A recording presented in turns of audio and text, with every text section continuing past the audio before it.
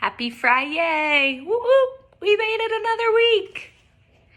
The Egyptian tomb. Over the next month, August and I hung out a lot after school, either at his house or my house. August's parents even invited Mom and me over for dinner a couple of times. I overheard them talking about fixing Mom up on a blind date with August's Uncle Ben. On the day of the Egyptian Museum exhibit, we were all really excited and kind of giddy. It had snowed the day before, not as much as it had snowed over the Thanksgiving break, but still, snow is snow. The gym was turned into a giant museum with everyone's Egyptian artifact displayed on a table with a little caption card explaining what the thing was. Most of the artifacts were really great, but I have to say I really think mine and August's were the best.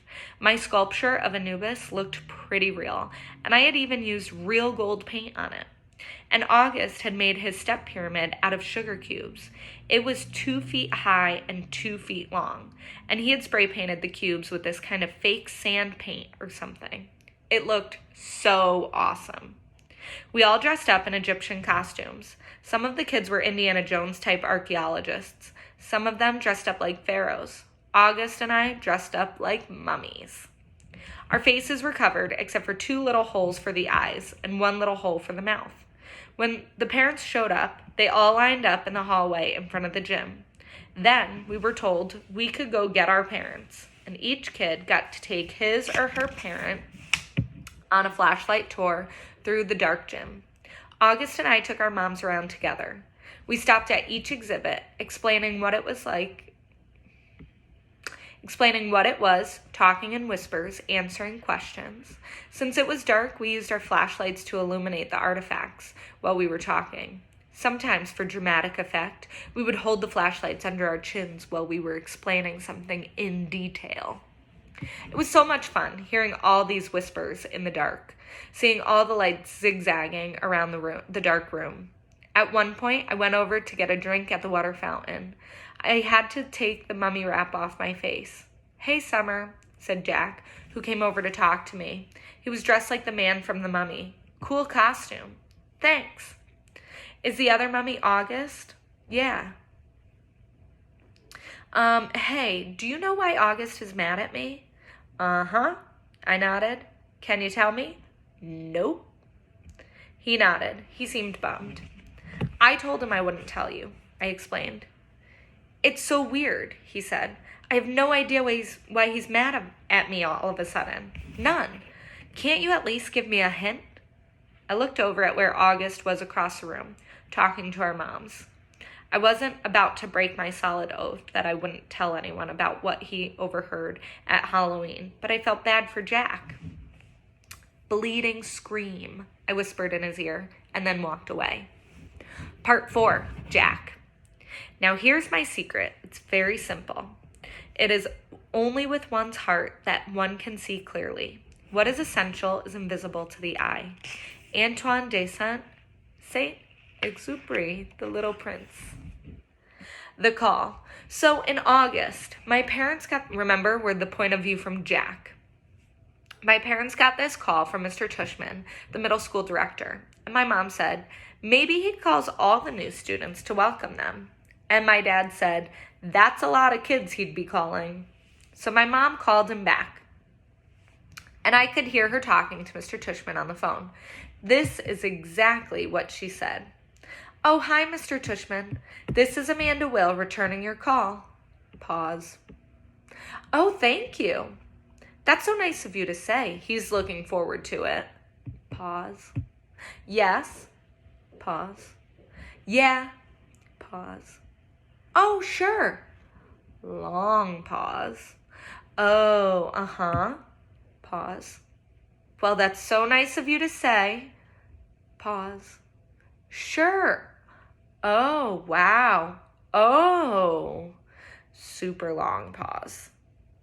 "I see. Of course. I'm sure he will. Let me write it down. Got it. I'll call you after I've had a chance to talk to him, okay?" Pause. "No, thank you for thinking of him. Bye-bye." And when she hung up, I was like, "What's up? What did he say?" And Mom said, "Well, it's actually very flattering, but kind of sad too.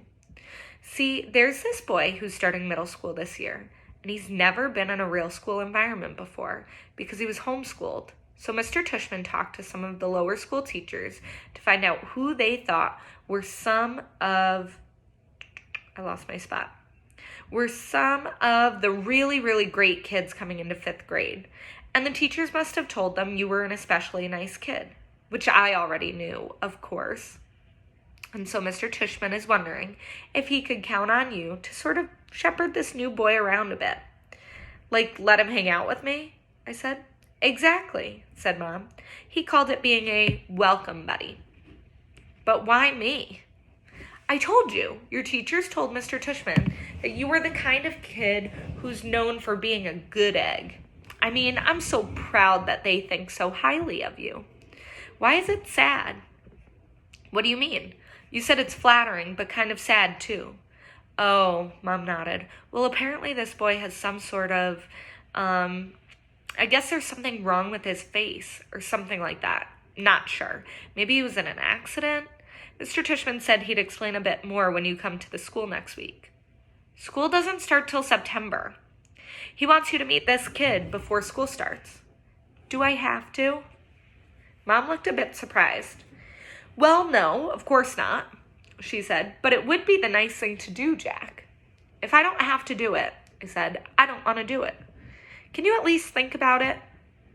I'm thinking about it, and I don't want to do it. Well, I'm not going to force you, she said, but at least think about it some more, okay? I'm not calling Mr. Tushman back until tomorrow, so just sit with it a bit.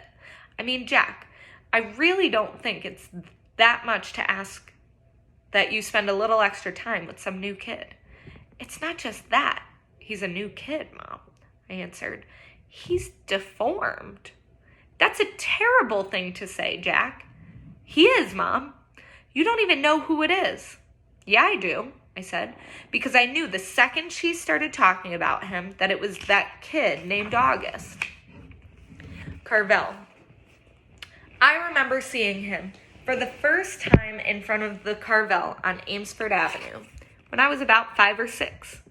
Me and Veronica, my babysitter, were sitting on the bench outside the store with Jamie, my baby brother, who was sitting in his stroller facing us.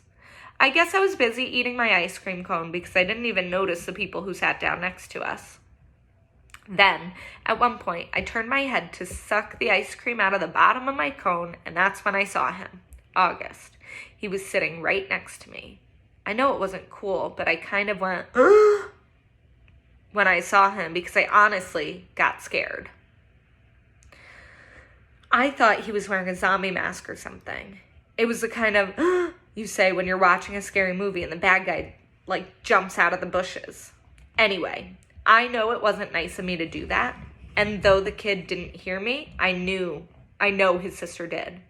Jack, we have to go, said Veronica. She had gotten up and was turning the stroller around because Jamie, who had obviously just noticed the kid too, was about to say something embarrassing. So I jumped up kind of suddenly, like a bee had landed on me, and followed Veronica as she zoomed away. I could hear the kid's mom saying softly behind us, "Okay, guys, I think it's time to go." And I turned around to look at them one more time. The kid was licking his ice cream cone. The mom was picking up his scooter, and the sister was glaring at me like she was going to kill me.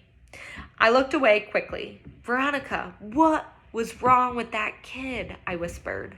Hush, boy, she said, her voice angry. I love Veronica, but when she got mad, she got mad. Meanwhile, Jamie was practically spilling out of his stroller, trying to get another look as Veronica pushed him away. But Veronica, said Jamie. You boys were very naughty, said Veronica, as soon as we were farther down the block. Staring like that. I didn't mean to, I said. Veronica, said Jamie. Us leaving like that, Veronica was muttering. Oh, Lord, that poor lady. I tell you, boys, every day we should thank the Lord for our blessings. You hear me? Veronica, what is it, Jamie? Is it Halloween? No, Jamie. Then why was that boy wearing a mask? Veronica didn't answer. Sometimes when she was mad about something, she would do that. He wasn't wearing a mask, I explained to Jamie. Hush, Jack, said Veronica. Why are you so mad, Veronica? I couldn't help asking. I thought this would make her angrier, but actually she shook her head. It was bad how we did that, she said, just getting up like that, like we'd just seen the devil. I was scared for what Jamie was going to say, you know? I didn't want him to say anything that would hurt the little boy's feelings, but it was very bad, us leaving like that. The mama knew what was going on. But we didn't mean it, I answered. Jack, sometimes you don't have to mean to hurt someone. You understand? That was the first time I ever saw August in the neighborhood, at least that I remember. But I've seen him around ever since then. A couple of times in the playground, a few times in the park. He used to wear an astronaut helmet sometimes, but I always knew it was him underneath the helmet. All the kids in the neighborhood knew it was him. Everyone has seen August at some point or another. We all know his name, though he doesn't know ours. And whenever I've seen him, I try to remember what Veronica said. But it's hard. It's hard not to sneak a second look. It's hard to act normal when you see him. Why I changed my mind. Who else did Mr. Tushman call? I asked Mom later that night. Did he tell you? He mentioned Julian and Charlotte. Julian? I said, ugh, why Julian? You used to be friends with Julian. Mom, that was like in kindergarten. Julian's the biggest phony there is, and he's trying so hard to be popular all the time. Well, said Mom, at least Julian agreed to help this kid out. Gotta give him credit for that. I didn't say anything because she was right. What about Charlotte? I asked. Is she doing it too? Yes, Mom said. Of course she is. Charlotte's such a goody two-shoes, I answered. Boy, Jack, said Mom, you seem to have a problem with everybody these days. It's just, I started. Mom, you have no idea what this kid looks like. I can imagine. No, you can't. You've never seen him. I have. It might not even be who you're thinking it is. Trust me, it is. And I'm telling you, it's really, really bad. He's deformed, Mom. His eyes are like down here, and he has no ears, and his mouth is like... Jamie had walked into the kitchen to get a juice box from the fridge. Ask Jamie, I said. Right, Jamie? Remember that kid we saw in the park after school last year? The kid named August, the one with the face? Oh, that kid? Said Jamie, his eyes opening wide. He gave me a nightmare. Remember, Mommy, that nightmare about the zombies from last year? I thought that was from watching a scary movie, answered Mom. No, said Jamie. It was from seeing that kid. When I saw him, I was like, ah, and I ran away. Wait a minute, said Mom, getting serious. Did you do that in front of him? I couldn't help it, said Jamie, kind of whining. Of course you could help it, Mom scolded. Guys, I have to tell you, I'm really disappointed by what I'm hearing here. And she looked like how she sounded.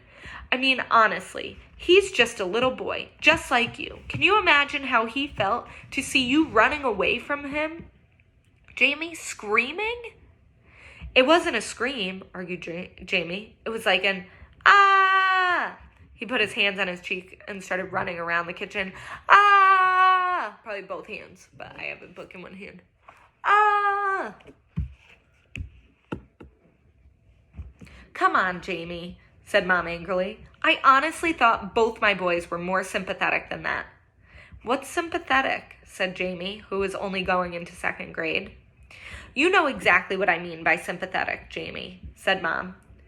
It's just he's so ugly, Mommy, said Jamie. Hey, Mom yelled. I don't like that word, Jamie. Just get your juice box. I want to talk to Jack alone for a second.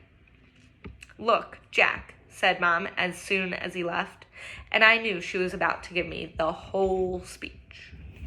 Okay, I'll do it, I said, which completely shocked her. You will? Yes. So I can call Mr. Tushman? Yes, Mom. Yes, I said yes. Mom smiled. I knew you'd rise to the occasion, kiddo. Good for you. I'm proud of you, Jackie. She messed up my hair. So here's why I changed my mind.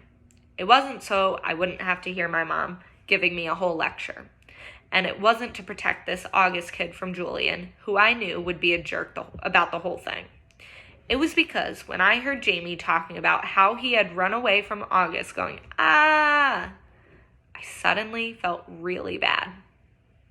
The thing is, there are always going to be kids like Julian who are jerks. But if a little kid like Jamie, who's usually a nice enough kid, can be that mean, then a kid like August doesn't stand a chance in middle school. Stop there. Have a great weekend, guys.